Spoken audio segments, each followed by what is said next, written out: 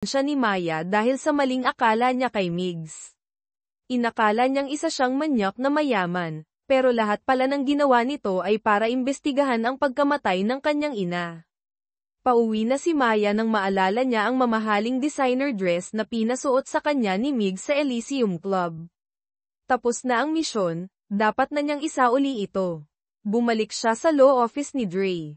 Hindi nakalak ang pinto. Gusto sana niyang hingin kay Dre ang susi ng kotse ni Migs para doon iwan ang damit, pero wala siyang nakita. Namangha siya sa pader na puno ng libro. Aksidenteng nahawakan niya ang isang libro, at bumukas ang isang secret door parang pelikula. Namangha si Maya sa high-tech na silid sa loob. Nang mapatingin siya sa mga litrato sa mesa ni Migs, natigilan siya ng ilang segundo sa isang lumang litrato. Sa mga sandaling iyon, walang kamalay-malay si Migs na may nakapasok sa secret base niya. Pagkatapos mag-gym, pumasok siya sa sala at nakita ang damit ni Maya na nakasampay sa upuan. Hindi niya napigil ang hawakan ang malambot na tela, naalala ang itsura ni Maya nang suot ito, at napangiti. Biglang may humikbi na pumutol sa kanyang pag-iisip. Nakita ni Maya na nahuli siya, wala siyang nagawa kundi pumikit at lumabas. Swerte namang kada rating lang ni Dre, mabilis niyang hinubad ang kanyang jacket at ibinigay kay Migs para pantakip, marahil naka-gym clothes si Migs, na nagligtas sa nakakahiyang sitwasyon. Nang mahimasmasan, mahigpit na binalaan ni Migs si Maya na huwag ipagsasabi kahit kanino ang tungkol sa lugar na iyon. Sunod-sunod na tumango si Maya, mabilis na kinuha ang damit, at umalis. Tinukso ni Dre si Migs, "Nako, alam na niya lahat ng sekreto mo, pati na ang katawan mo." Pagbalik sa tinutuluyan niyang kwarto, naalala ni Maya ang painting na nakita niya sa secret base ni Migs. Agad niyang pinadala ang litratong kuha niya, palihim niyang kinunan, sa kuya niyang si SGT, Alvarez. Dahil sa painting, nalutas ng pulisya ang isa pang murder case na matagal nang hindi neresolba. Nakilala nila ang lugar sa painting, isang liblib na lugar malapit sa Tagaytay. Hindi nagtagal, nahukay nila ang bangkay ng isang babae na nakabalot sa kumot sa eksaktong lokasyon ang nawawalang asawa pala ni Rico Santos. Dahil sa matibay na ebidensyang ito, si Rico Santos, na kanina lang ay matigas pa sa pagtanggi sa pang-aabuso kay Tintin, ay wala nang masabi. Hindi lang siya child abuser, kundi isang wife killer pa. Nang gabing iyon, hindi makatulog si Maya. Ang imahe ng babae sa lumang litrato sa base ni Migs ay paulit-ulit na bumabalik sa isip niya. May malabong pakiramdam. Siyang nakita na niya ang babaeng iyon noong bata pa siya, at parang pinatay ito kalaunan. Napakaraming pira-pirasong alaala na hindi niya mapagtagpi-tagpi. Kinaumagahan, masayang dinala ni Maya ang kanyang sweldo, marahil bonus mula kay Migs. Kay isa, nagkataong nandoon din ang kuya niyang si Alvarez. Tinanong siya nito tungkol sa kanyang amnesia. Noon pala, noong bata si Maya, muntik na siyang mamatay dahil hindi niya makontrol ang kanyang superpower, at ang trauma na iyon ang nagdulot ng partial amnesia. Kaya laging nag-aalala ang kuya niya at paulit-ulit siyang pinagsasabihan na huwag abusuhin ang kanyang kakayahan para maiwasan ang panganib. Sa secret base, malalim ang iniisip ni Migs tungkol sa babala ni Katrina, "Mag-ingat ka kay Kang Taejun." Naalala niya ang kakaibang reaksyon ni Kang Taejun nang makita nito ang kwintas na luha ng diwata ng dagat na suot ni Maya sa Elysium Club. Posible kayang may kinalaman nga ito sa kwintas. Dumating si Dre matapos asikasuhin ang isang makulit na high school student na humingi ng legal advice. Nagkasundo sila, kailangang imbestigahan ng mabuti si Kang Taejun. Iminungkahi ni Dre na si Maya, gamit ang kanyang superpower, ang magmanman dito. Kaya nang gabing iyon, nakatanggap ng tawag si Maya mula kay Migs. Nang marinig ang alok na bumalik sa trabaho, para naman manmanan si Kang Taejun, agad siyang pumayag, gusto niyang magsimula bukas agad. Halata ang excitement niya pero nagpakipot pa rin, "Akala ko ba," sabi ni Mr. Chairman, "hindi na niya ako kailangan." Kalmadong sagot ni Migs, "Importante ka ngayon, pero hindi ka naman indispensable. Walang gustong magpatalo. Sa huli, diretsahang tinanong ni Maya, "So, kailangan mo ba ako o hindi?" Mariing sagot ni Migs, "Kailangan ikaw." Sa wakas, nasiyahan na si Maya, ngiting-ngiti hanggang tenga. Mabilis na dumating ang kinaumagahan. Late si Dre. Naghintay si Migs pero wala si Maya. Tinawagan niya ito pero pinatayan siya. Naiinis na ang supladong CEO nang i-check ni Dre ang tracker, marahil kinabitan si Maya. At nalamang nasa ibang lugar si Maya imbes na sa meeting place. Tinawagan nila si Isa at nalamang pinuntahan si Maya ng isang nakababatang kapatid sa ampunan na si Yuan dahil may emergency daw. Nagmaneho sila papunta sa bahay Kalinga Orphanage, kung saan nakatira si Yuan. Dito nalaman ni Migs na dito rin pala lumaki si Maya. Kaya pala siya nagsisikap magtrabaho ay para makatulong sa mga kapatid niya sa ampunan. Sinabi ng direktor na maagang umalis si Yuan dala ang passbook ng ampunan. Sa kwarto ni Yuan, nakakita sila ng mga kakaibang tableta sa basurahan at isang litrato ni Yuan kasama ang isang kaibigang babae. Mukhang may kinalaman ang kaibigang ito sa problema. Samantala, natagpuan ni Maya si Yuan sa part-time job nito. Nakahinga na sana siya nang maluwag nang makita niyang kinaladkad si Yuan ng isang grupo ng mga siga papasok sa isang kotse. Agad tumawag si Maya sa pulis pero walang sumasagot. Habang natataranta siya, may malakas na preno ng sasakyan dumating na sina Migs at Dre. Walang imik na pinaharurot ni Migs ang kotse para habulin ang itim na sasakyan. Kahit todo bilis na sila, naiiwan pa rin sila. Buti na lang, ginamit ni Maya ang kanyang superpower para hindi mawala sa paningin ang target. Huminto ang itim na kotse sa isang bakanteng lote papunta sa isang abandonadong pabrika sa Cavite.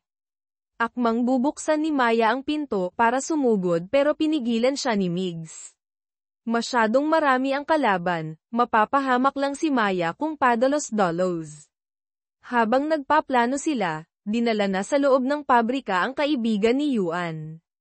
Lulong pala ito sa droga at may utang sa mga loan shark, kaya si Yuan ang pinuntahan para maningil. Masakit sa loob ni Yuan na makita ang walang malay na kaibigan. Ibinigay niya ang lahat ng pera sa passbook sa mga siga, nakiusap na pakawalan ang kaibigan niya. Pero hindi lang nila pinakawalan ang kaibigan, gusto pa nilang kunin si Yuan. Minanyak siya ng tingin at tinakot na, irerekomenda, sa magandang trabaho. Sumigaw si Yuan na tigilan siya at sinabing detective, pulis ang kuya niya, si Migs ba o si SGT, Alvarez. Nagalit ang leader ng grupo, sinampal si Yuan, at itinali. Biglang may kumatok, may nagde-deliver daw ng pagkain. Walang umorder sa kanila. Pinilit ng taga-deliver na tama ang address. Nag-aalangang binuksan ng dalawang siga ang pinto, nakita nila si Migs na naka-helmet ng delivery rider. Mabilis na sumenya si Migs kay Maya at sumugod papasok. Gulat pa ang mga siga sa hawak na pagkain nang mabilis silang pinatumba ni Migs. Naghagis siya ng smoke bomb mula sa bag. Sa gitna ng usok, mabilis niyang pinagsusuntok ang mga siga. Pumasok si Maya sa likurang pinto para iligtas si Yuan. Habang tinutulungan nila ang kaibigan ni Yuan, biglang sumulpot ang isang siga na natira at banihag si Yuan. Napilitang sumuko si Migs. Malamig siyang nagbigay ng senadoryas kay Maya gamit ang mata. Muli, magkatali sina Migs at Maya. Pinagtawanan ng mga siga si Yuan na ulila lang daw, walang maghahanap kahit mawala. Hindi nila alam kung gaano kalaking gulo ang pinasok nila. Binalaan sila ni Migs, pakawalan nyo kami ngayon, hindi pa huli para sumuko. May potensyal kayo, bakit bata ang kinikidnap nyo? Nainis ang leader sa pang-iinsulto, sinuntok niya si Migs sa tiyan. Napangisi si Migs, hindi makapaniwalang ang isang chairman ay binubugbog ng mga hamak na siga. Akmang susuntukin ulit siya nang biglang tumunog ang malakas na sirena. Bumukas ang pinto ng bodega. Pumasok si Dre na naka-Special Forces uniform, costume lang yata, may hawak na submachine gun, laruan, at sumigaw. Natakot ang mga siga, nagsitakbuhan, pero tinangay pa rin sina Yuan at ang kaibigan nito. Bago umalis, sinipa pa ng leader si Dre. Humugat ng lakas si Dre at sumigaw, "Huwag gagalaw." Pero nang tumingin siya, sina Migs at Maya na lang ang natira. Nalaman ng mga siga sa labas na naloko sila, minura nila ang tatlo. Paglabas nilang tatlo, nakaalis na ang itim na kotse. Nakuha pa ng leader ang susi ng kotse ni Dre. Halos masiraan ng loob si Maya na makitang natangay ang kapatid niya. Tumakbo siya para humabol. Sumunod si Migs dahil nag-aalala siya. Nakalimutan nila ang alas ni Dre. Umakyat si Maya sa kalapit na burol, ginamit ang buong lakas ng kanyang superpower para hanapin ang itim na kotse. 10 segundo lang niya kayang panatilihin ito dahil sa tindi ng paggamit. Sumasakit na ang ulo niya na parang banibiyak, pero pinilit niyang makita ang plate number. Sakto bago siya mawalan ng malay sa pagod, sinalo siya ni Migs, pinrotektahan ang ulo niya. Bago siya himatayin, muling nag-flashback ang kakaibang panaginip niya. Dahil sa plate number na nakuha ni Maya at marahil sa tracker ni Dre, mabilis na natunton ng pulisya ang lungga ng mga kidnapper. Nailigtas sina Yuan at ang kaibigan nito, parehong takot at may mga pasa pero ligtas. Mananagot sa batas ang mga siga. Nagpapagaling si Maya sa ospital, hindi makatulog. Naalala niya ang mga imaheng nakita niya bago mahimatay.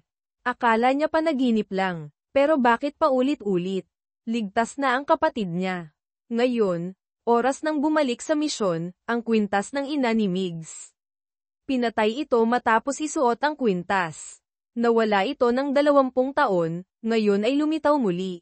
Kapag nasundan nila ang trail nito, mahahanap nila ang pumatay noon. Kaya kinaumagahan, propesyonal na bihis si Maya. Inayos ni Migs na makapasok siya bilang pansamantalang sekretarya ni Kang Taejun. Naghihinala si Migs kung bakit nasa safe ni Kang Taejun ang kwintas, marahil bagong impormasyong nakuha ni Migs. Naghahanap din si Kang Taejun ng babaeng may suot ng kwintas noong gabi sa Elysium, si Maya, pero, the most dangerous place is the safest place. Lasing din si Kang Taejun noon kaya hindi nito namukan si Maya. Kumpiyansa si Migs na hindi siya makikilala. Nahanap ni Maya ang perpektong pwesto sa opisina ni Kang Taejun para ikabit ang micro camera. Sakto namang pumasok si Kang Taejun. Nagpakilala si Maya bilang bagong sekretarya, sinabing magpahinga lang ito at siya na ang bahala. Pinigilan siya ni Kang Taejun. Kinabahan si Maya na baka nahuli siya, pero itinuro lang ni Kang Taejun ang basahang nalaglag niya, "Pulutin mo." Mabilis na pinulot ni Maya ang basahan at umalis. Nagawa niya ang misyon nang hindi nahahalata. Sakto namang tuwang-tuwa siya nang tumunog ang telepono sa mesa. May tumatawag na gustong makausap si Kang Taejun. Walang pag-aalinlangang sinabi ni Maya na ipapasa niya ang mensahe at ibinaba ang tawag. Ipinagmalaki pa niya sa sarili na bagay talaga siyang sekretarya. Biglang lumabas si Kang Taejun mula sa loob at sinigawan siya, "Baliw ka ba? Lahat na lang ng tawag sinasagot mo. Hindi mo ba alam kung sino ako?" Gulat si Maya sa pagsigaw nito. Saka siya inabutan ng mga dokumento para sa isang biglaang meeting. Si Migs, na nanunood sa camera, ay napaisip habang pinapanood si Mayang nagmamadali. Sa meeting, natulog si Kang Taejun habang naka-sunglasses. Nang pumasok ang chairman, marahil ama niya o mataas na opisyal, tumayo ang lahat maliban sa kanya. Mabilis na lumapit si Maya, kunwari inaayos ang papeles para gisingin siya, at mabilisang minarkahan ng highlighter ang mga importanteng punto sa summary. Tiningnan ito ni Kang Taejun at nagsimulang magsalita tungkol sa ibang proyekto. Napatingin ang lahat sa kanya na parang tanga. Mabilis na ipinalit ni Maya ang tamang dokumento. Nagalit si Kang Taejun, "Ganito ka ba magtrabaho?" Mabilis na sumaklolo si Secretary Kim, sinabing siya ang nagbigay ng maling impormasyon. Si Migs, na naroon din pala sa meeting, ay pinagsabihan din si Kang Taejun sa pagiging irresponsible. Nahiya si Kang Taejun, gustong tanggalin si Maya, pero hinarang ni Secretary Kim. Dito napansin ni Migs na sinusunod ni Kang Taejun si Secretary Kim. Gusto niyang malaman kung bakit. Agad niyang tinawagan si Dre para lagyan ng listening device at tracker ang kotse ni Kang Taejun. Pagsapit ng gabi, sinundan ni Migs ang signal papunta sa isang mamahaling bar, The Blind Tiger Speakeasy. Sinuhulan niya ang waiter para ilagay ang microbug sa ilalim ng platito ng pulutan ni Kang Taejun. Narinig ni Migs na inuutusan ni Kang Taejun ang tauhan niya na imbestigahan ang selfie niya kasama si Katrina Velasco sa isang event. May nakita daw siyang kakaibang anino sa background ng litrato. Kahit malabo, sapat na ito para maghinala si Kang Taejun. Aalis na sana si Migs nang harangin siya ng isang babae. Dahil dito, nagkasalubong sila ni Kang Taejun na kalalabas lang ng CR. Naghihinalang tiningnan siya ni Kang Taejun, tinanong kung sinusundan ba siya. Kalmadong sumagot si Migs na huwag itong paranoid, saka umupo sa isang mesa na parang may hinihintay. Umupo rin si Kang Taejun sa tapat na mesa, gustong makita kung hanggang kailan magsisinungaling si Migs. Hindi na makapaghintay si Migs, tinawagan niya ang kanyang sekretarya, Plan B ni Dre. Agad na may sumagot na boses ng babae mula sa entrance ng bar. Nagulat sina Migs at Kang Taejun, nakita nila ang isang grupo ng magagandang sekretarya na kamakaway kay Migs. Mabilis na kumaway pabalik si Migs. Gulat si Kang Taejun, hindi niya akalaing may totoong kamiting si Migs, at isang grupo pa ng sekretarya. Ang mga sekretarya naman ay tuwang-tuwa na sina Chairman Romualdez at Director Kang ay naroon sa kanilang welcome party. Hindi nagtagal, ang welcome party ay naging fan meeting. Naroon din si Secretary Kim. Nakita ni Migs na kasama rin si Maya sa grupo.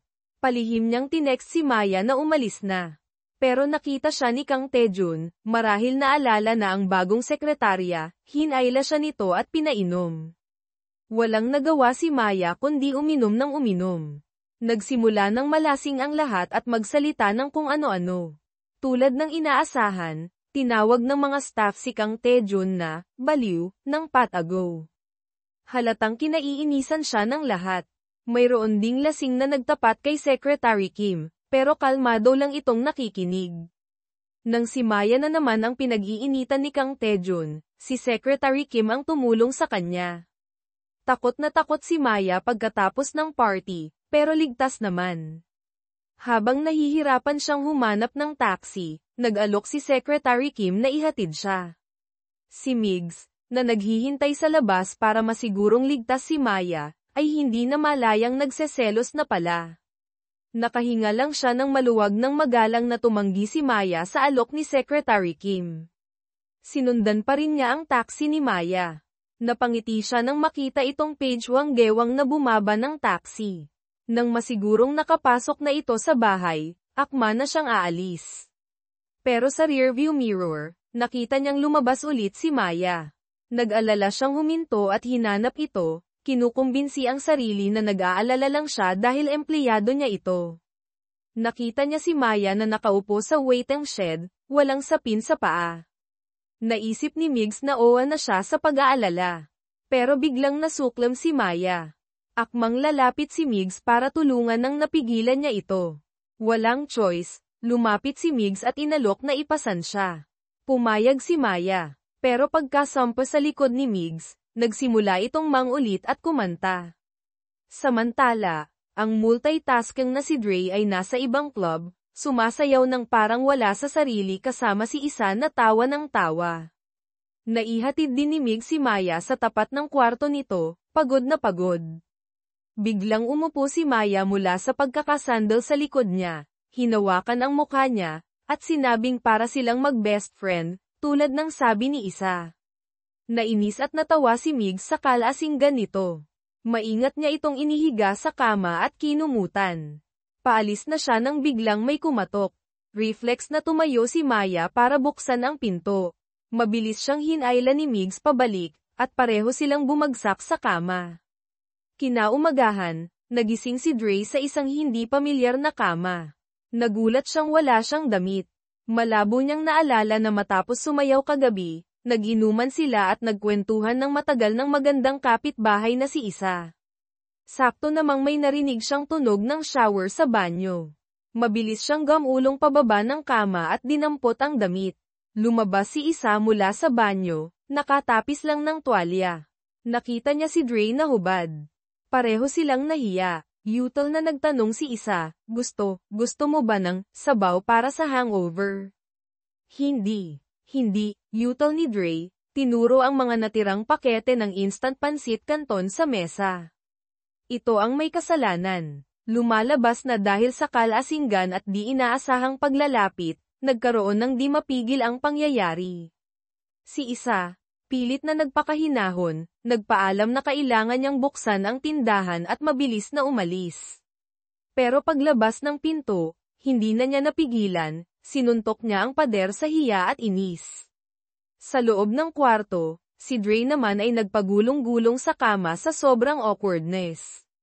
Nang makitang nakaalis na si Isa, mabilis na nagbihis si Dre, balak tumakas. Sakto namang bumalik si Isa at nahuli siyang papuslit. Pilit niyang ipinaliwanag na galing lang siya sa pagjogging. Tapos ay nagutal-utal na subukang ipaliwanag ang nangyari kagabi. Sakto namang may pumasok na customer na gustong bumili ng pandesal. Sinamantala ni Dre ang pagkakataon para tumakas, iniwan si Isang tulala at marahil ay may sugat sa puso, at baka pati sa katawan. Napahawak na lang si Dre sa dibdib sa labas, hindi alam ang gagawin. Pagsapit ng gabi, nang bumalik si Dre, marahil para humingi ng tawad o kunin ang gamit, naabutan niyang si Tito Roddy, ang tiyuhin na dumalaw kay Maya, ay nanggugulo kay Isa. Nagwawala ito, may nakain daw siyang alambre sa tinapay ni Isa at humihingi ng danyos perwisyo. Pero imposibleng magkaroon ng alambre sa tinapay ni Isa. Pinagpilitan ni Tito Roddy na kapag hindi siya binayaran ay demanda niya si Isa. Sakto namang dumating si Dre, ang tindig ay parang isang kabalyerong tagapagligtas. Inabot niya ang kanyang business card, nagpakilalang personal na abogado ni Isa. Tinanong niya si Tito Roddy kung saan ito nasugatan. Noong una ay sumisigaw pa ang matanda na nagasgasan daw ang bibig niya, pero nang malamig na sinabi ni Dre na ang paninirang puri at extortion ay may parusang hanggang 1 na milyong piso o pagkakakulong ng hanggang 5 taon, biglang namutla si Tito Roddy. Sabi niya, okay lang daw siguro, lalagyan na lang niya ng gamot pag-uwi, saka mabilis na umalis. Tinitigan ni Isa si Dre, isang pakiramdam ng seguridad na matagal nang nawala ang biglang bumalik sa kanya. Nang gabing iyon, sinimulan ng detective trio ang operasyon para imbestigahan si Kang Taejun, KTJ.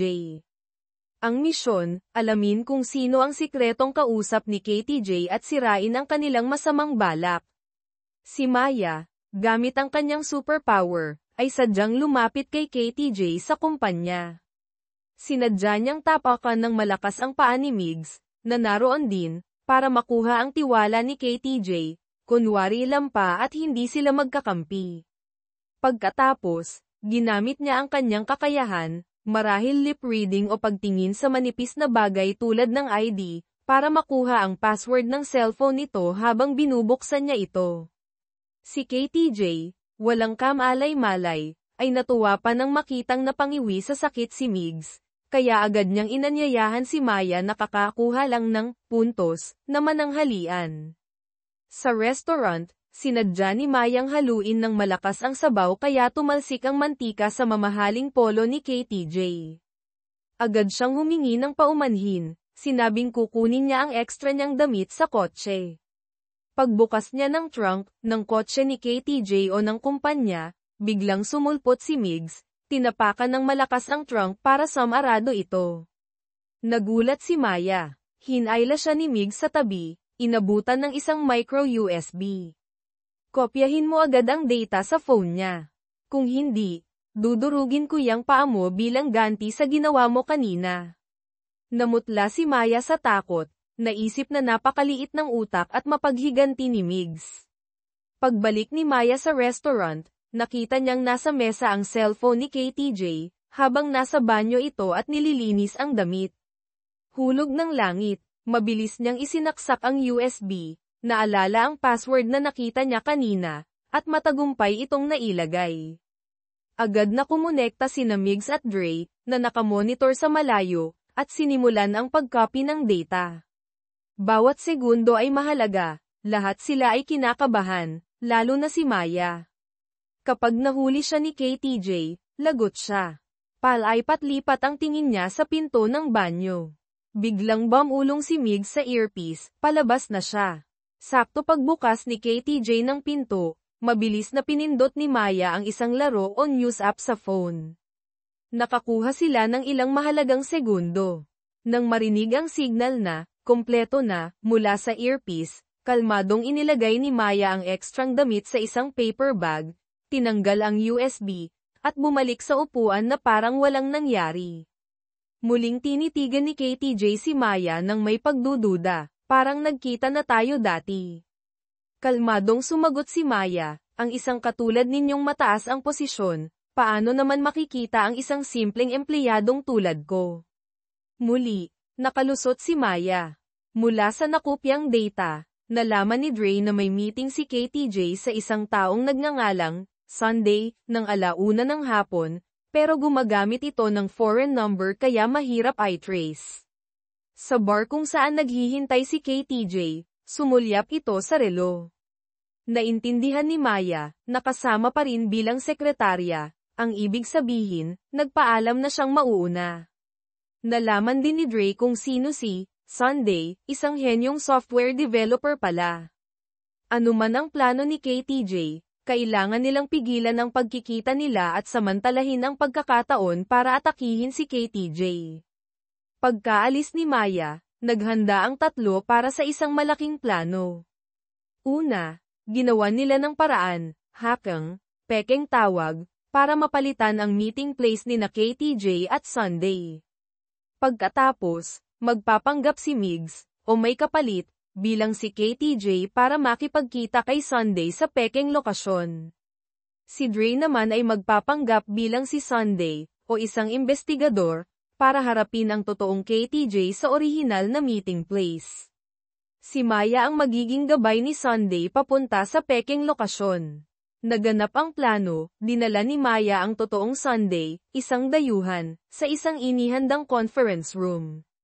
Naghihintay doon si Migs, o ang kanyang kapalit, nagpapanggap bilang si KTJ. Sa orihinal na meeting place, marahil ibang coffee shop, habang naghihintay si KTJ, dumating si Dre, nagpakilalang isang high-ranking investigator, nagpakita ng pekeng ID. Sinabi niyang iniimbestigahan si Sunday dahil sa hinalang may ilegal na transaksyon ito kasama si KTJ. Sa pekeng conference room, nagtatakang tiningnan ni Sunday si Migs, tinanong kung bakit nagbago ang lokasyon. Umarte rin si Migs bilang si KTJ, sinabing may internal investigation sa kumpanya tungkol sa ilang kaina-hinalang transaksyon, at kung titigil si Sunday ngayon, baka hindi na siya madamay. Sa coffee shop, galit na inihagis ni KTJ ang pekeng ID ni Dre at akmang aalis na. Sa kabilang dako, natakot din ang totoong Sunday, nagsabing, naiintindihan ko, at akmang aalis na rin. Pinigilan siya ni Migs, na nagpakita na bilang siya, sinabing huwag na siyang makipag-ugnayan kay KTJ at huwag ipagsasabi ang nangyari. Agad na pumayag si Sunday sa lahat ng kondisyon, basta't hindi siya iimbestigahan ng kumpanya. Naniniwala siyang tutuparin ni Migs ang pangako dahil makakasira ito sa imahe ng Romualdez Group kapag lumabas ang issue. Matagumpay ang dobleng operasyon. Nagkita ang tatlo sa isang tagong lugar, sabay-sabay na nag-thumbs up. Pero hindi nila alam, ang eksenang iyon ay nakunan ng litrato ni Secretary Kim mula sa malayo. May bago na namang misyon si Maya, sirain ang blind date na inayos ng pamilya para kay Chairman Migs at Itaboy ang babaeng matagal nang may gusto dito. Sa harap ng ka-blind date, magka-holding hands sina Migs at Maya, nagpapakita ng sobrang paglalambingan. Nanlaki ang mata sa inis ng babae. Nagpakyut pa si Maya, nagpasubo kay Migs ng merienda. Kinuha ni Migs ang kalahati ng snack, marahil chicharon o otap, isinubo kay Maya. Hindi na nakatiis ang babae, padabog na umalis. Pagkaalis ng babae, agad na binitawan ni Migs at Maya ang kamay ng isa't isa na parang nandidiri. Tumalikod pa si Migs. Biglang napansin ni Maya si Secretary Kim na palihim na nanunood sa malayo. Nakuha ni Migs ang ibig sabihin, nagpatuloy sila sa pag-arte. Plano ni Migs na ipagpatuloy ang pagpapanggap na girlfriend niya si Maya para hindi na siya piliting mag-blind date. Isinuot niya kay Maya ang sunglasses, at dinala ito diretso sa presidential suite sa pinakamataas na palapag ng hotel. Bilang pabuya sa magaling na pag-arte ni Maya, in-order ni Migs ang paborito niyang panghimagas marahil special halo-halo o leche flan. Ngayon lang nakatikim si Maya ng ganoong kasarap. Sinubo ni Maya ang isang kutsara. Sakto namang humugat ng lakas ng loob si Migs para sabihin ang isang bagay, magtatapat, pero sumubo ulit si Maya at isinubo pa ito kay Migs. Pagkatapos kumain, nakatulog si Maya sa sofa. Napailing na lang si Migs sa kawalang pakialam ng babae. Biglang gumalaw si Maya, muntik nang mahulog sa makitid na sofa. Walang nagawa si Migs kundi buhatin siya ng maingat at ilagay sa malaking kama, habang siya ay kumuha ng unan at natulog sa sofa. Kinaumagahan, nagising si Migs sa tunog ng telepono, at nagulat siyang nasa kama siya. Si Maya sa tabi niya ay inaantok na kinapa ang telepono pero braso ni Migs ang nahawakan. Nagmulat siya ng mata at nakitang yakap siya ni Migs. Napasigaw siya sa takot at mabilis na gumulong palabas ng kama. Nang makitang kumpleto pa ang damit niya at tiniyak ni Migs na walang nangyari, saka lang siya nakahinga ng maluwag. Tiningnan ni Maya ang relo, late na siya sa trabaho, kay KTJ. Sinabi ni Migs na huwag mag-alala, mag-ayos lang siya at dadaan sila sa secret passage. Pagkatapos magbihis, bumaba sila sa secret base sa ilalim ng lupa. Pareho silang medyo awkward dahil sa nangyari kagabi. Konektado pala ang base sa opisina ni Migs. Tahimik siyang sumilip sa labas, nang makitang walang tao, sinabihan niya si Mayang lumabas na.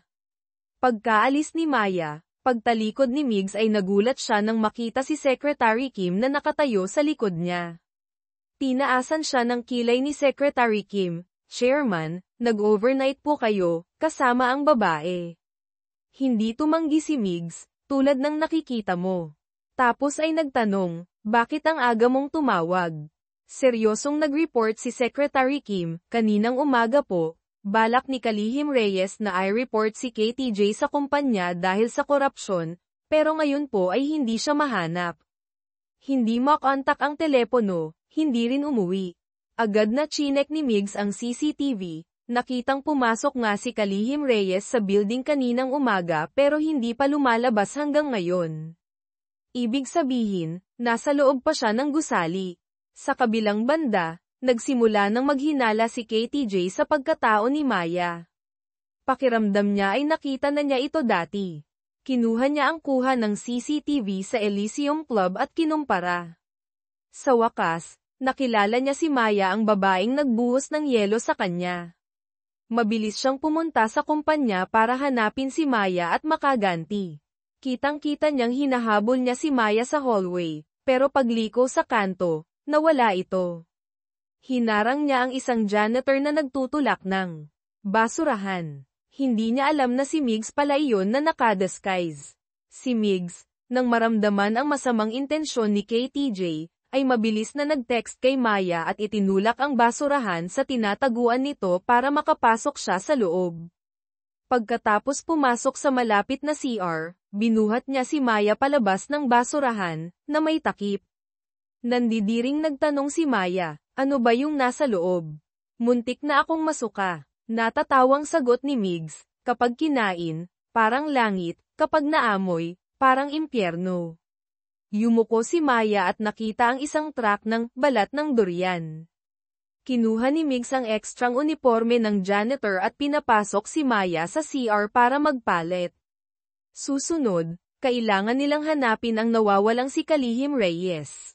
Pagkatapos nilang magpalit, habang itinutulak nila ang cart palabas, tinawag sila ng supervisor ng mga janitor. Tinanong kung taga saan sila. Medyo kinabahan sila pero nagsinungaling na reliever lang sila. Pinagbawalan sila ng supervisor na gumamit ng service elevator dahil ayaw daw ng nasa taas ang amoy ng basura. Napilitan si Migs na itulak ang mabigat na cart paakyat ng hagdan habang minumura sa isip ang nasa taas. Pero siya ang pinakamataas sa kumpanya. Kasalanan niya rin dahil abala siya sa pagiging detective kaya napabayan ang operasyon ng kumpanya. Ngayon, magduse siya. Hirap na hirap silang umakyat, parehong pawisan. Akmang pupunasan ni Maya ng panyo ang pawis ni Migs pero umiwas ito. Sa wakas, nakaakyat sila sa 12th floor. Gamit ang pagiging janitor, palihim nilang inimbestigahan ang opisina ni Kalihim Reyes. Sa mesa nito, nakita ni Migs ang plano na pinuri niya kamakailan. Pero ang pirma sa dokumento ay hindi kay Kalihim Reyes, kundi kay Ana. Kinuha na niya ito ng litrato. Kunwari nililinis niya ang basurahan para may saksak ang USB sa computer, para makopya ni Dre ang data. Napansin ni Maya ang isang empleyadong babae na si Lorna na may hawak na flyer tungkol sa gamot sa insomnia. Nakita rin ni Migs ang isang sirang mamahaling fountain pen sa basurahan ni Ana. Bago pa niya mapag-isipan, sumenya si Maya na paparating ang sekretarya ni KTJ. Natakot silang mahalata kaya mabilis silang umalis dala ang cart. Pumunta sila sa isang bakanteng conference room, pinag-usapan ang mga nalaman. Ginamit ni Maya ang kanyang 8x zoom na mata, tiningnan ang tasa ng kape sa mesa ni Reyes, sa litrato o alaala, may nakita siyang puting pulbos sa ilalim. Baka pinainom ng pampatulog si Kalihim Reyes tapos kanidnap. Nag-alalang nagtanong si Migs kung ginamit na naman niya ang superpower niya at kung masama ang pakiramdam niya. Mabilis na nag-iba ng usapan si Maya, sinabing nakita niyang mukhang puyat si Lorna, baka sleeping powder yung pulbos. Kasabay nito, nag-report si Dre, lahat ng importanteng dokumento sa computer ni Kalihim Reyes ay si Ana pala ang gumawa, pero pinalitan ni Reyes ang pirma. May motibo si Ana na mag-higanti. Bakit naman nasira ang pen ni Reyes at nasa basurahan ni Ana? Naghinala si Maya na baka magkasabwat ang dalawang babae. Sinabi ni Migs na hindi pa sila pwedeng mag-conclude, kailangan pa ng kumpirmasyon.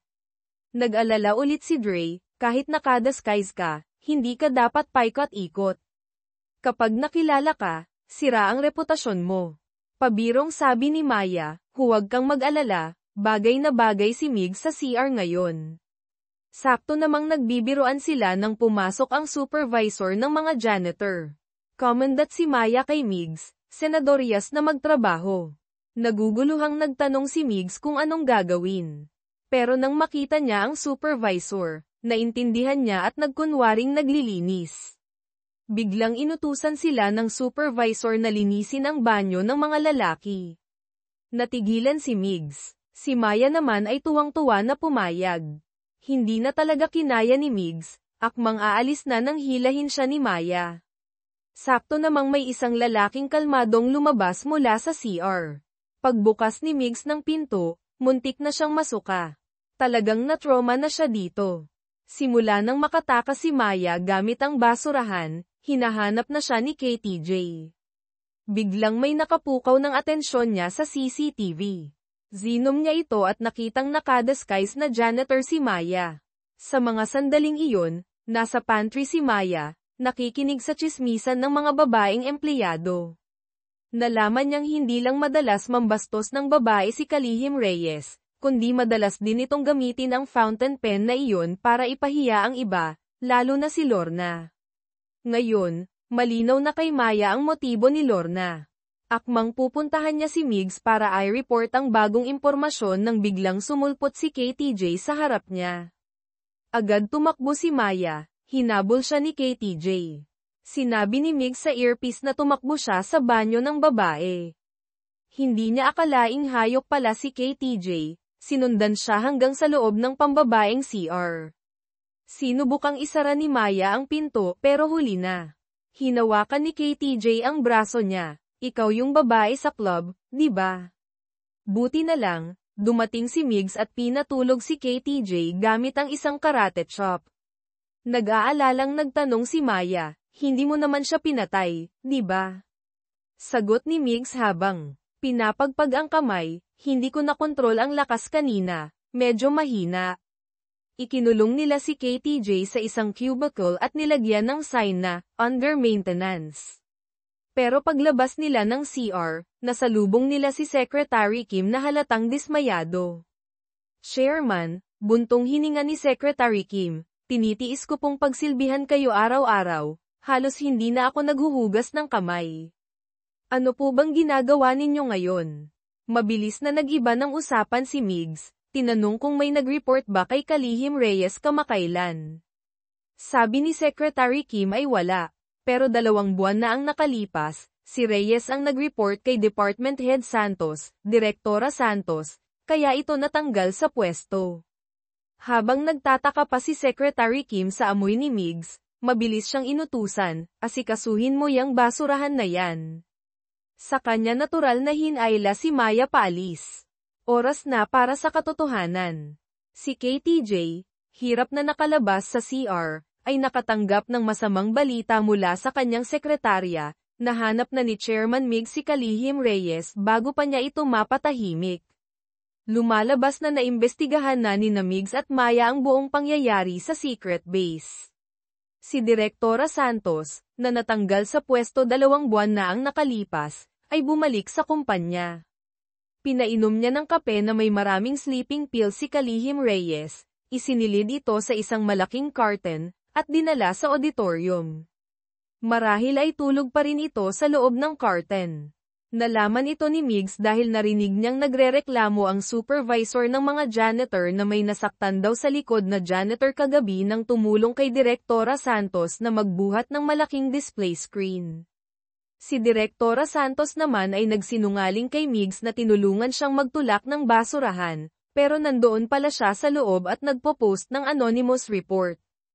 Ang display screen naman ay kaninang umaga lang dinala sa auditorium, hindi kagabi. Umamin si Direktora Santos sa kanyang ginawa, pero iginiit na siya lang ang may kagagawan. Ginawa niya ito para maghiganti dahil ginawan siya ng kaso ni Reyes para mapaalis siya. Matapos niyang marinig ang usapan ni KTJ at Reyes, nalaman niyang hawak ni Reyes ang ebidensya ng korupsyon ni KTJ at ang detalye ng secret funds nito. Kaya naisip niyang isang bato, 2 ibon, magpadala ng anonymous report gamit ang pangalan ni Reyes para pag-awayin sila at parehong maparusahan. Ipinost niya ito ng 1:00 ng madaling araw para magkaroon ng alibay sina Ana at Lorna na parehong nag-o-overtime noon. Noong siya pa ang department head, nasaksihan niya kung paano ninakaw ni Reyes ang lahat ng pinaghirapan ni Ana. Madalas din itong bastyusin at ipahiya si Lorna gamit ang pen. Nagsisisi siya dahil hindi niya sila naipagtanggol noon. Tinawag din ni Migs sina Ana at Lorna. Taos-puso siyang humingi ng paumanhin sa 3 babae sa kapabayaan ng kumpanya at nangakong bibigyan sila ng hustisya. Agad, sa tulong ni Direktora Santos, natagpuan nila si Kalihim Reyes na tulog pa rin sa loob ng malaking curtain sa auditorium. Nagising ito, nag-inat na parang galing sa mahimbing na tulog. Pero nang makita si Migs na nakatayo sa harap niya, nataranta itong tumayo at nauntog pa sa curtain. Diretsahang tinanong ni Migs kung nasaan ang ebidensya ng korupsyon ni KTJ. Kasabay nito, sa opisina, natagpuan na ni KTJ si Maya. Akmang tatanungin na niya ito nang tumawag si Migs, pinapupunta si KTJ agad. Muling nakaligtas si Maya. Hinarap ni Migs si KTJ, inaming tauhan niya si Maya, at tinanong kung bakit nasa safe nito ang kwintas na, luha ng diwata ng dagat. Natigilan si KTJ, hindi niya alam na may ganoong kwintas pala siya. Dito naintindihan ni Migs, hindi si KTJ ang may kinalaman, kundi ang ama nito ang vice-presidente ng Romualdez Group. Alam ni Kalihim Reyes na malapit na siyang mahuli, kaya agad niyang tinawagan ang ama ni KTJ, ang vice-presidente, para ibalita na natuklasan na ni Chairman Migs ang korupsyon ni KTJ. Galit na galit ang vice-presidente, Inutusan si Reyes na pauwiin agad si KTJ. Nalaman ng Vice-Presidente na iniimbestigahan ni Migs ang kwintas, mula kay KTJ o Reyes, natakot na mabuko ang sikreto ng nakaraan. Nag-utos siyang mag-hire ng mga profesional na hitman para kidnapin si Migs, nag-alok ng 500 na milyong piso para sa buhay nito. Sa ibang lugar, masayang nagdiriwang si Maya sa tagumpay niya ngayon, natapos ang misyon kay KTJ. Inaya niya si Migs na kumain ng paborito niyang samgyupsal. Habang kumakain at umiinom ng soju, naging mas malapit sila sa isa't isa. Pauwi na sila ng aksidenteng magdikit ang kanilang mga kamay. Pareho silang nakaramdam ng kakaibang kuryente at kilig. Biglang napansin ni Migs ang ilang lalaking nakaitim na nakaharang sa daan. Alam niyang may masamang mangyayari. Sinabihan niya si Mayang mauna nang umuwi. Hindi na niya ito ihahatid. Biglang nawala ang magandang pakiramdam. Nadismaya si Maya sa biglaang pagbabago ni Migs. Paglingon niya, nakita niyang pinalilibutan na si Migs ng mga lalaking nakaitim. Naramdaman niya ang panganib. Kahit magaling si Migs, mahihirapan siyang labanan ang marami, lalo na't may mga armas ang mga ito. Ginamit ni Maya ang superpower niya. Nakita niya ang mangyayari, sasaksakin si Migs sa tiyan, malubhang masusugatan, at babagsak. Sumigaw siya ng babala at tumakbo palapit kay Migs, kasabay ng pagtawag kay Dre para humingi ng tulong. Mabilis niyang itinulak ang isang malaking basurahan para harang, saka tahimik na umakyat sa bintana ng isang abandonadong gusali. Mula sa taas, nakita niyang sugatan si Migs at tinalian ng lider ng mga siga. Tumatawag ito sa nag-utos sa kanila, ang Vice-Presidente, sinasabing nagkaproblema sa pagkidnap, aksidenteng natapunan ng kaunting dugo, nakita na sila ni Migs, kaya kailangan daw dagdagan ang bayad para linisin ito. Sa kabilang linya, narinig ni KTJ ang usapan, natarante siya. Natakot din ang ama niya.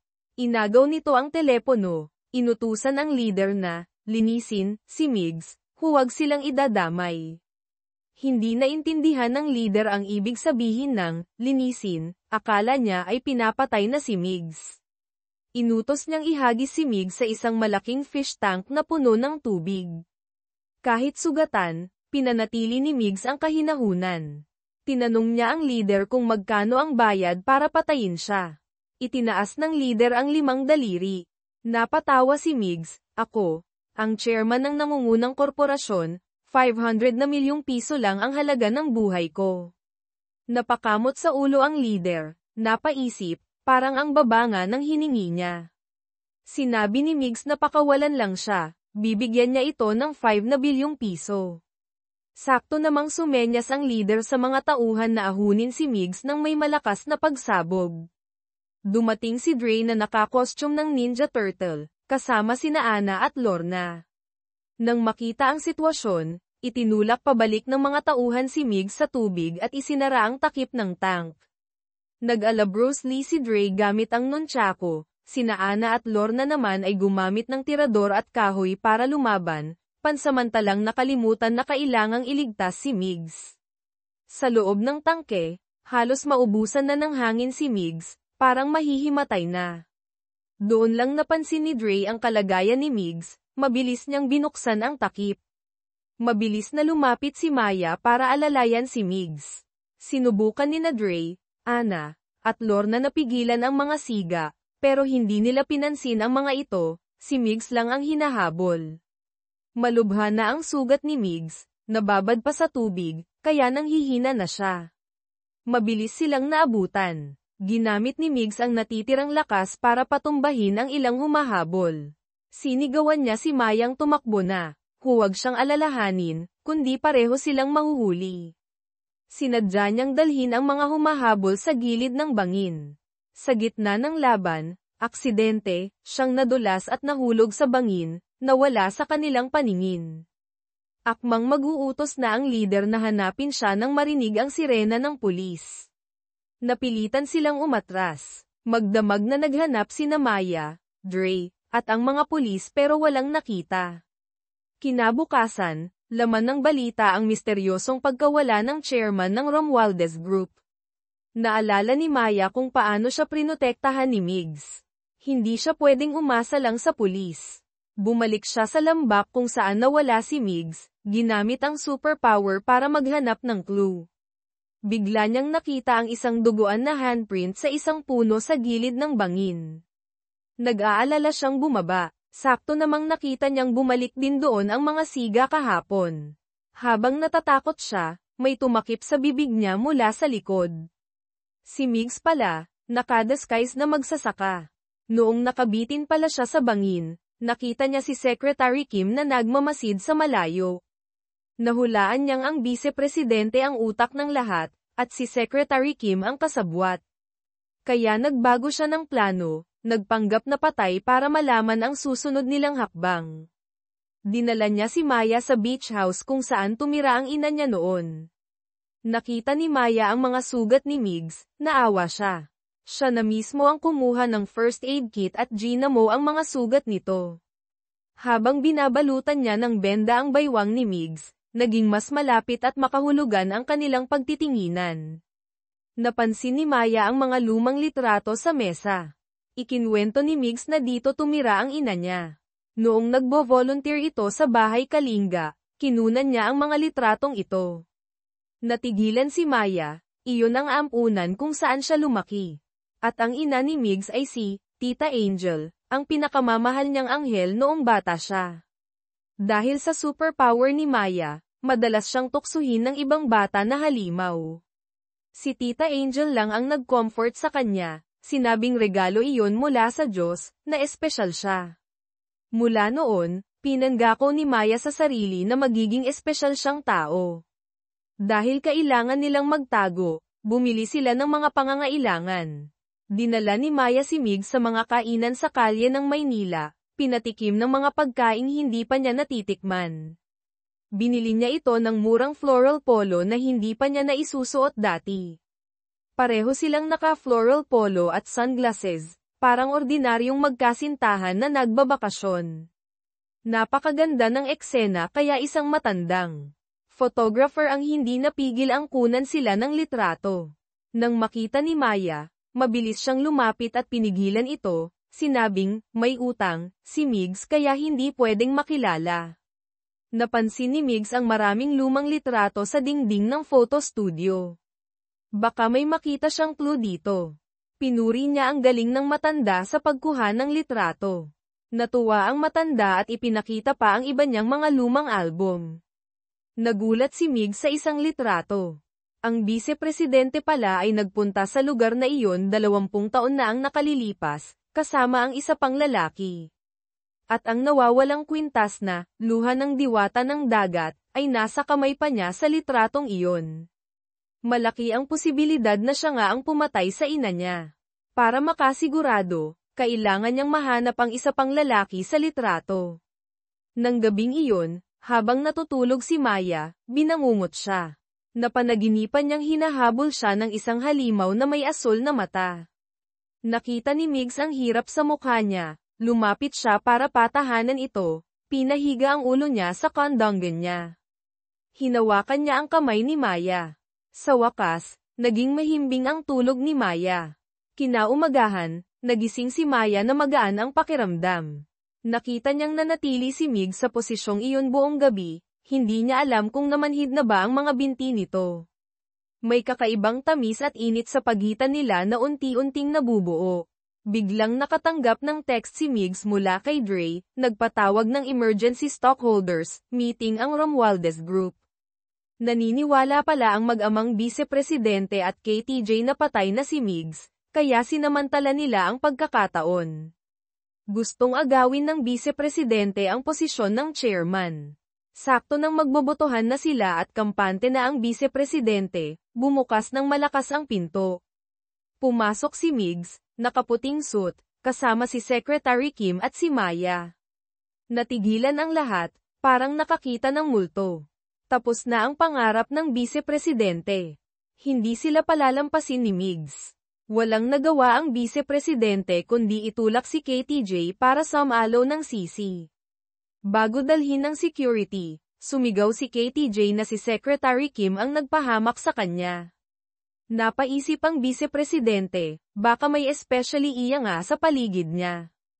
Palihim siyang pumunta sa bahay ni Secretary Kim. Tama nga, nandoon ang ebidensya ng drug dealing ni KTJ at pati na ang ebidensya ng sarili niyang pangungulimbat sa kumpanya. Mukhang double agent nga si Secretary Kim. Pero nang makita niya ang isang litrato sa tabi ng kama ni Secretary Kim, para siyang nakakita ng multo, takot na takot siyang tumakbo palayo. Nang gabing iyon, umuwi si Secretary Kim, napansin ang ilang hibla ng buhok sa kama na hindi sa kanya. Nalaman niyang galing doon ang vice-presidente. Dahan-dahan niyang hinawi ang kurtina, at sa likod nito ay isang malaking litrato ng vice-presidente, ni Migs, noong bata, at ng ina ni Migs. Sina Migs at Maya, matapos ang mga pinagdaanang panganib, ay tuluyan ng umamin sa kanilang nararamdaman. Naging mas malalim ang kanilang relasyon. Kinabukasan, nagbigay ng impormasyon si Secretary Pang, personal na sekretarya ng vice-presidente, kay Migs. Inimbestigahan nila ang mga lumang employee records.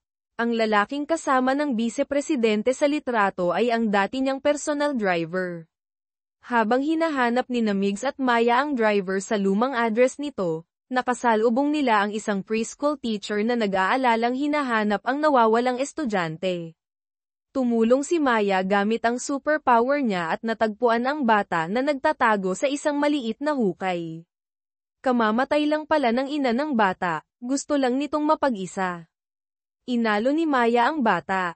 Nagkataong ang driver pala na hinahanap nila ay ang lolo ng bata. Inilabas ni Migs ang litrato. Pero sinabi ng matandang driver na may Alzheimer's siya at wala nang maalala, saka sila pinaalis. Sakto namang dumating ang batang tinulungan ni Maya. Nang malaman ng lolo na ang dalawa ang tumulong sa apo niya, nagbago ang isip niya at nagkwento. Noon daw, pumunta sila ng vice-presidente sa bahay Kalinga. Bigla raw gustong ampunin ng vice-presidente ang isang batang si Kim Dong-min at pag-aralin sa ibang bansa. Ipinakita ni Migs ang litrato ng ina niya kasama ang mga bata sa ampunan. Agad na nakilala ng driver si Dong-min. Pero bakit biglang naging interesado ang vice-presidente sa isang batang hindi niya kilala? Sinubukan ni Dre na i-hack ang lahat ng impormasyon tungkol kay Kim Dong-min, pero walang record, para siyang naglaho. Nagpasya sina Migs at Maya na bumalik sa bahay Kalinga. Pagbalik sa ampunan, na-excite si Maya. Pero patay na pala ang dating direktor. Walang masyadong alam ang bagong direktor, iminungkahi niyang tanungin si SGT, Alvarez na kasabayan ni Dong-min. Nagliwanag ang mata ni Maya. Agad siyang nagluto ng adobo at sinigang at dinala ito sa kuya niya. Nalaman niya mula kay Alvarez na magkaklase sila ni Dong-min sa high school. Pumunta sila sa eskwelahan. Retired na ang principal noon, pero ang dating biology teacher nila ay siya na ang bagong principal. Mabilis na kinausap ni Migs. Ang principal, nag-alok na mag-donate ng bagong building. Natuwa ang principal. Kaya nang tanungin tungkol kay Dong-min, ikinwento niya ang lahat. Matalino daw si Dong-min, mahilig sa biology. Kahit nanginginig ang ibang bata sa pag-dissect ng palaka, kalmado lang daw ito. Akala niya ay magdodoktor ito. Pero nang magkita sila ulit 10 taon na ang nakalipas, ibang-iba na daw ito, halos hindi niya nakilala. Nagpalit na rin daw ito ng pangalan Kim Jin-hyuk.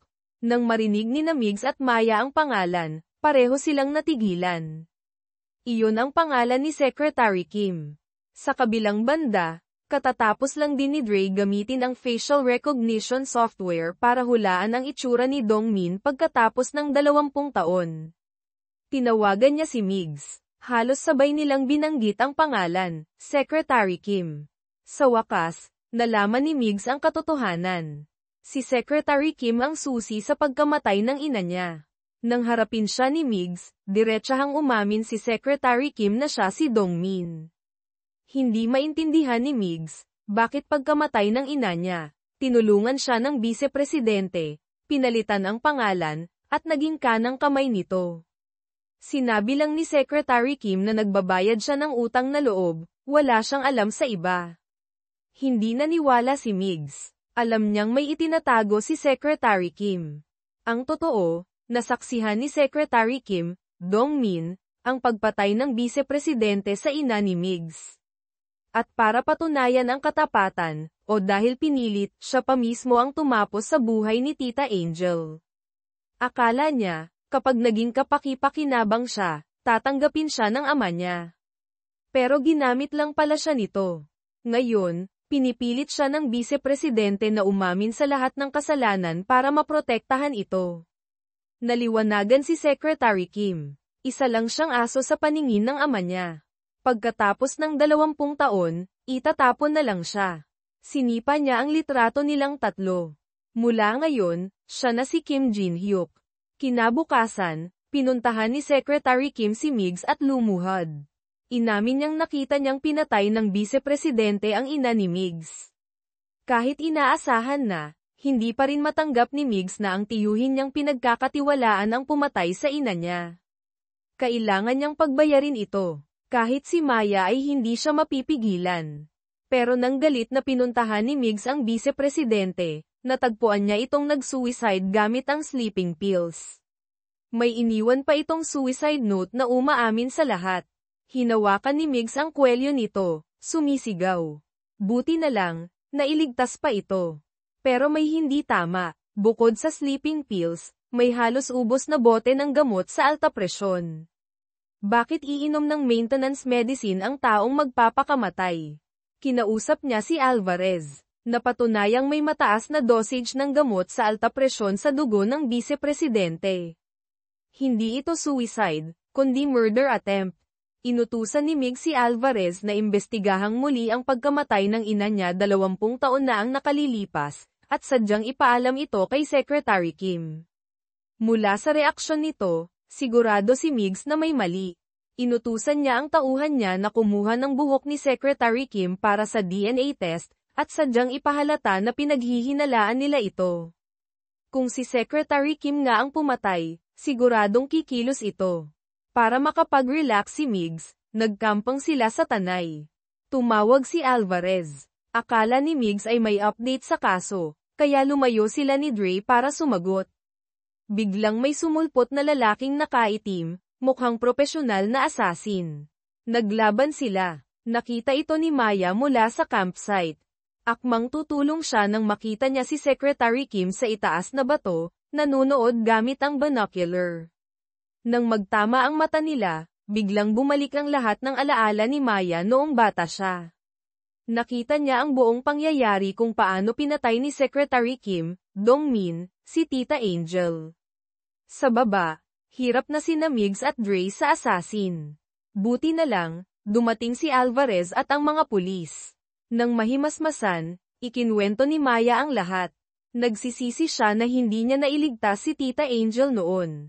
Dahil hindi stable ang emosyon niya, dinala siya pabalik sa secret base. Nagmamadali namang pumunta ang iba sa bahay ni Secretary Kim para arestuhin ito, pero wala na ito doon. Nakalusot na pala ito sa secret base. Plano niyang patayin si Maya para walang ebidensya. Sinakal niya si Maya. Sinabi ni Maya na naikwento na niya ang lahat, wala nang silbi kung papatayin siya. Natigilan si Secretary Kim. Nagbago siya ng plano, kikidnapin niya si Maya para takutin si Migs, tapos ay papatayin silang dalawa. Tinawagan niya si Migs, sinabing hawak niya si Maya, pinapunta si Migs sa isang lugar ng mag-isa. Para sa kaligtasan ni Maya, pumunta si Migs. Pero wala si Maya doon. Galit na sinugod ni Migs si Secretary Kim. Nang malapit nang manalo si Migs, biglang itinaas ni Secretary Kim ang isang remote control na may pulang ilaw. Natigilan si Migs. Ipinakita ni Secretary Kim ang cellphone niya si Maya na nakatali sa upuan katabi ng isang bomba. Binalaan niya si Migs na huwag gagalaw.